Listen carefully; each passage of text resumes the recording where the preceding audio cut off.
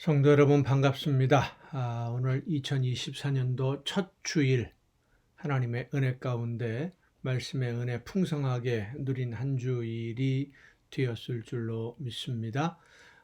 이 저녁 시간 우리가 함께 은혜를 나눌 본문 말씀은 사도행전 3장입니다.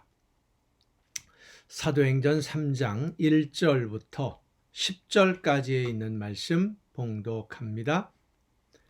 제9시 기도 시간에 베드로와 요한이 성전에 올라갈새 나면서 못 걷게 된 이를 사람들이 메고 오니 이는 성전에 들어가는 사람들에게 구걸하기 위하여 날마다 미문이라는 성전 문에 두는 자라.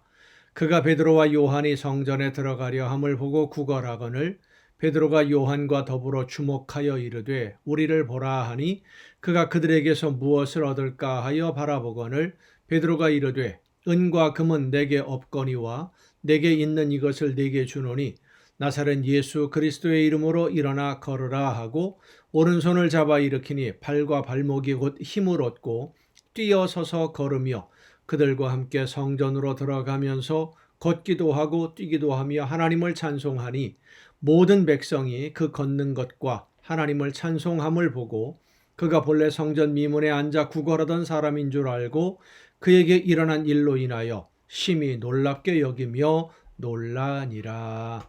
아멘.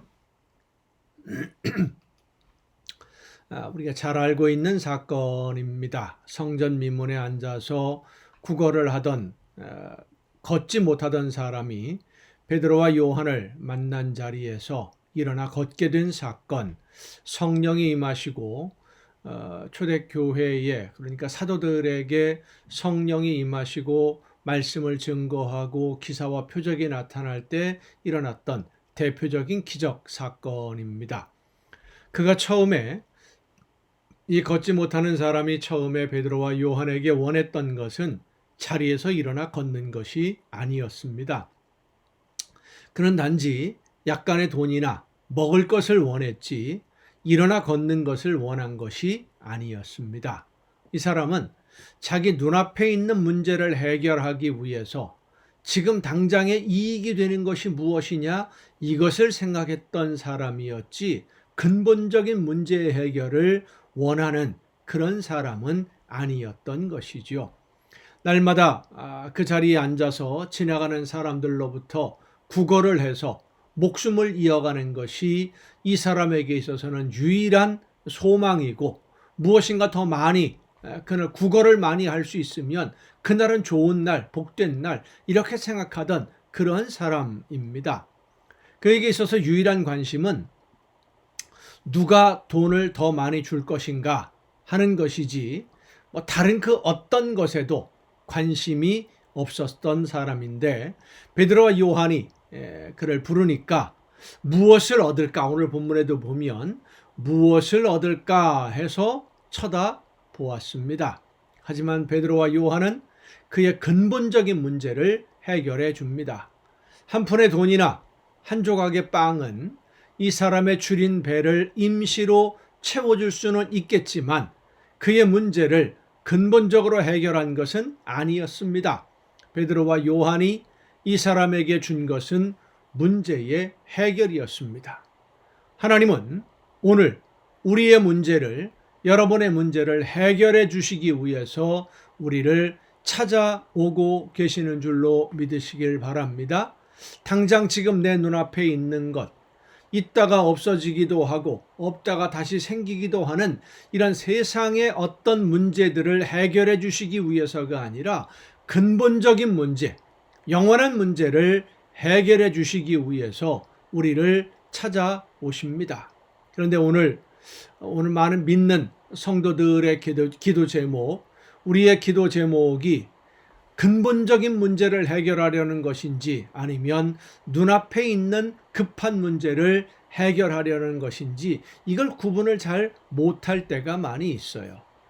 급한 문제가 반드시 중요한 문제는 아닙니다. 그러나 중요한 문제가 해결이 되면 급한 문제는 자연히 해결이 됩니다. 급한 문제를 먼저 해결했다고 해서 중요한 문제도 해결되는 것은 아닙니다. 여러분에게 있어서 우리 모두에게 있어서 중요한 것은 지금 당장의 문제가 아니라 영원한 내일의 문제이고, 지금 나에게 일어나는 모든 일들의 원인을 알고 그 근본적인 문제를 해결하는 것입니다. 하나님을 향한 우리의 믿음의 자세, 예수님을 바라보는 믿음의 자세, 말씀을 듣고 순종하는 우리의 신앙의 기본 자세를 점검하고 그 방향을 올바르게 할 때에 하나님은 합력해서 선한 열매를 거두는 길로 우리 모두를 이끌어가 주십니다. 우리가 하나님과 함께 또 예수님의 말씀을 듣고 따라 순종하는 자녀가 된다면, 하나님과 동행하는 자녀가 된다면 여러분의 모든 문제는 하나님이 책임져 주시고 해결해 주셔서 근심과 걱정과 두려움이 온전히 사라지고 하나님이 기뻐하시는 아름다운 평안을 누리는 복된 삶이 될 줄로 믿습니다. 그 근본적인 문제가 해결이 안 되면 다른 그 어떤 방법으로도 우리의 문제를 해결하고 평안과 기쁨과 행복을 누릴 수 있는 길은 없습니다. 근본적인 문제 해결은 오직 예수 그리스도 안에 있고, 말씀을 듣고 믿음으로 하나님이 원하시는 대로 순종하는 것이 우리의 삶의 근본적인 문제 해결임을 믿고, 하나님이 원하시는 뜻대로 성령께서 감동 주시는 대로 순종함으로써 하나님이 준비하신 모든 좋은 선물로 풍성한 복을 누리는 저와 여러분 모두가 될 수 있기를 예수님의 이름으로 축원합니다. 함께 기도하시겠습니다. 오늘도 크신 사랑과 은혜로 연약한 저희들의 삶을 붙드시며 능력과 권능으로 지켜주시고 인도해 주시는 아버지 하나님, 하나님이 기뻐하시는 뜻을 따라서 하나님이 원하시는 뜻대로 순종하는 걸음을 걷기를 원하오니, 눈앞에 있는 문제에 매달려 정말로 중요한 문제를 지나쳐버리는 어리석음에 빠지지 않게 하옵시고, 하나님의 말씀을 듣고 성령의 인도하심을 따라 근본적인 문제를 먼저 해결하고 말씀을 순종함으로 주신 사명 감당함으로 하나님과 동행하며 우리 주님과 동행하며 놀라운 은혜와 복을 누리는 우리 모두가 되게 하여 주시옵소서. 이 모든 말씀을 예수님의 이름으로 기도하옵나이다. 아멘. 오늘 우리가 함께 통독할 하나님의 말씀, 구약성경 에스겔서, 잠깐 죄송합니다. 제가 자료를 지금 어디다 넣어놨는지 모르겠는데, 구약성경 에스겔서 47장부터 에스겔 47장부터 함께 통독하도록 하겠습니다. 에스겔 47장, 에스겔 선지자에게 보여주시는, 하나님이 보여주시는 마지막 환상이라고 할 수 있는, 성전에서 제단에서 흐르는 물이 모든 만물을 살리며 회복하는 모습을 보여주시는 그런 환상입니다. 성전의 제단에서 시작된 물의 흐름이 그 물이 흘러가는 곳마다 모든 죽은 것을 되살리고 사라진 생물들까지도 돌아와 살게 되는 완전한 회복이 이루어지는 모습을 에스겔 선지자에게 보여주심으로 인해서 하나님의 회복의 역사, 구원의 역사가 어떻게 전개될 것인지를 말씀해 주시는 내용입니다. 그리고 하나님이 함께 하시는 약속으로 하나님을 뭐라고 마지막에 부르느냐? 여호와 삼마, 여호와 하나님이 여기 계신다, 거기 계신다, 이런 이름으로 부르게 하십니다. 불순종으로 인해서 무너져야만 했고 파괴되었고 하나님의 영광이 떠나심으로 이스라엘이 절망하게 되었던 그 성전에 하나님이 다시 임재하시면서 성전을 회복하고 거기 계심으로 온 세상을 구원하는 역사가 성전을 통해서 다시 시작되는 그런 모습을 보여주는 내용들입니다. 에스겔서 47장부터 함께 통독을 하겠습니다. 그가 나를 데리고 성전문에 이르시니 성전의 앞면이 동쪽을 향하였는데 그 문지방 밑에서 물이 나와 동쪽으로 흐르다가 성전 오른쪽 제단 남쪽으로 흘러내리더라. 그가 또 나를 데리고 북문으로 나가서 바깥길로 꺾여 동쪽을 향한 바깥문에 이르시기로 본즉 물이 그 오른쪽에서 스며 나오더라. 그 사람이 손에 줄을 잡고 동쪽으로 나아가며 천척을 측량한 후에 내게 그 물을 건너게 하시니 물이 발목에 오르더니 다시 천척을 측량하고 내게 물을 건너게 하시니 물이 무릎에 오르고 다시 천척을 측량하고 내게 물을 건너게 하시니 물이 허리에 오르고 다시 천척을 측량하시니 물이 내가 건너지 못할 강이 된지라 그 물이 가득하여 헤엄칠 만한 물이요 사람이 능히 건너지 못할 강이더라.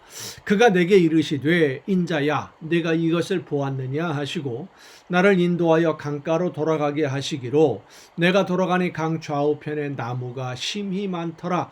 그가 내게 이르시되 이 물이 동쪽으로 향하여 흘러 아라바로 내려가서 바다에 이르리니 이 흘러내리는 물로 그 바다의 물이 되살아나리라. 이 강물이 이르는 곳마다 번성하는 모든 생물이 살고 또 고기가 심히 많으리니 이 물이 흘러 들어가므로 바닷물이 되살아나겠고 이 강이 흐르는 각 처에 모든 것이 살 것이며 또 이 강가에 어부가 설 것이니 엔게디에서부터 에네글라임까지 금을 치는 곳이 될 것이라. 그 고기가 각기 종류를 따라 큰 바다의 고기같이 심히 많으려니와 그 진펄과 개펄은 되살아나지 못하고 소금 땅이 될 것이며 강 좌우 가에는 각종 먹을 과실나무가 자라서 그 잎이 시들기 아니하며 열매가 끊이지 아니하고 달마다 새 열매를 맺으리니 그 물이 성소를 통하여 나옴이라. 그 열매는 먹을 만하고 그 잎사귀는 약재료가 되리라. 주 여호와께서 이같이 말씀하셨느니라.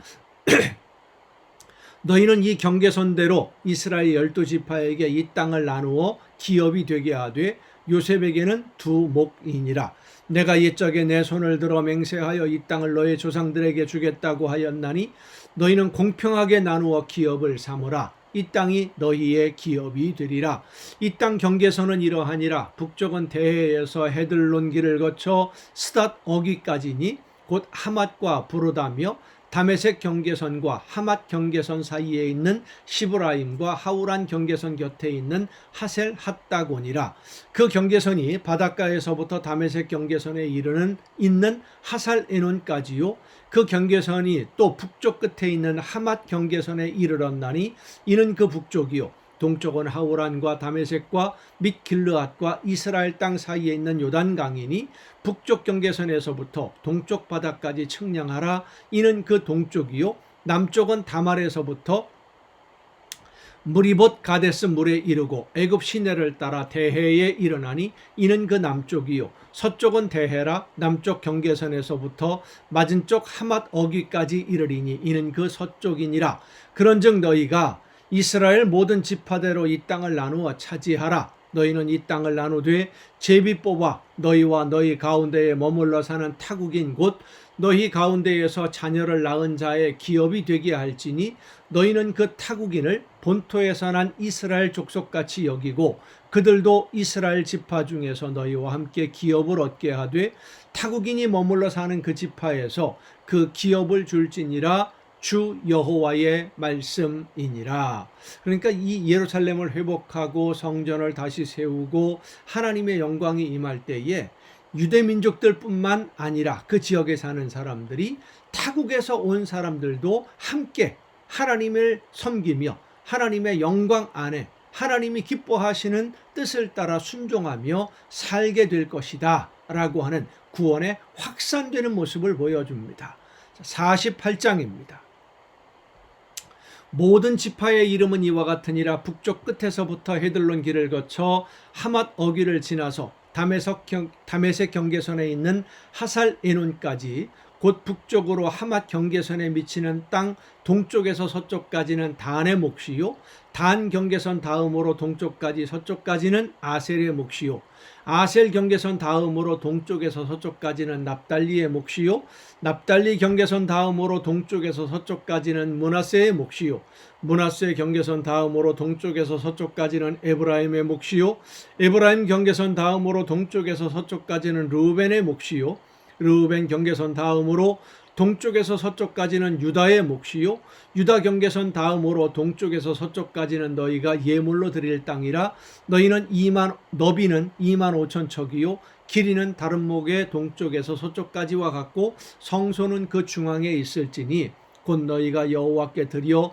예물로 삼을 땅의 길이는 2만 5천 척이요 너비는 1만 척이라 이 드리는 거룩한 땅은 제사장에게 돌릴지니 북쪽으로 길이가 2만 5천 척이요 서쪽으로 너비는 1만 척이요 동쪽으로 너비가 1만 척이요 남쪽으로 길이가 2만 5천 척이라 그 중앙에 여호와의 성소가 있게 하고 이 땅을 사독의 자손 중에서 거룩하게 구별한 제사장에게 돌릴지어다 그들은 직분을 지키고 이스라엘 족속이 그릇될 때에 레위 사람이 그릇된 것처럼 그릇되지 아니하였느니라 땅의 예물 중에서 그들의 예물을 받을지니 레위인의 접경지에 관한 가장 거룩한 예물이니라.